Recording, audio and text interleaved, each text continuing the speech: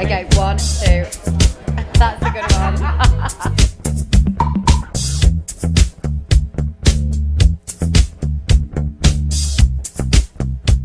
The really exciting thing for me in the book is the way Safia makes it easy for anybody to understand what they can do.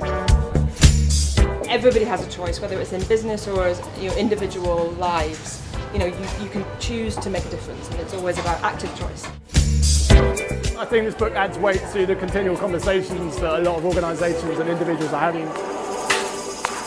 Stage of Fashion is great because it's very accessible, it's easy to read, it's full of facts and figures, something that we should be actually really celebrating these days.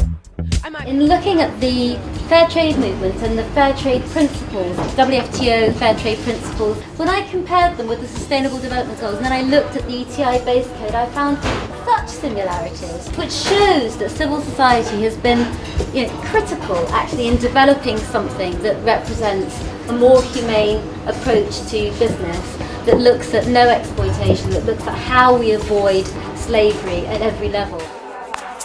And I hope everyone will read it because it uncovers the real issues across supply chain, which is slave labor. It tells the stories and gives a voice to the slaves.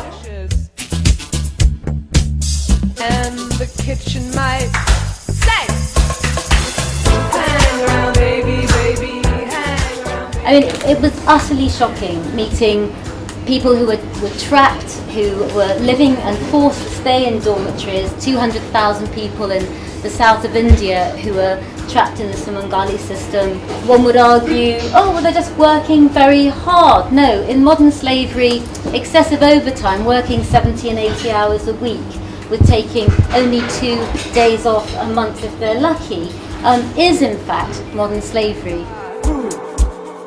And one of the things that I think Safia does so successfully is connects you with the human beings in the system.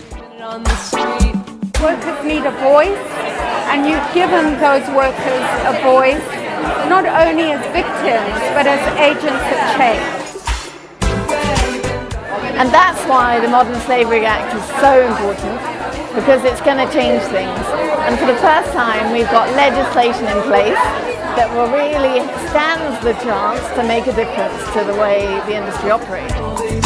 So the whole idea is that any company with a turnover of more than £36 million a year has to report on what it is doing to try and stop slavery in the supply chain. They've got to make a report on it. So I think it's incredibly important that we understand that freedom of association and living wage are the key issues here. Transparency is incredibly important too. It's a landmark book because it's written in such an accessible way. We all need to raise awareness about these important issues to improve these poor people's lives. And if we can harness that engagement and get people to think about how they're consuming, because we have the power to change business, society and the planet through how we consume.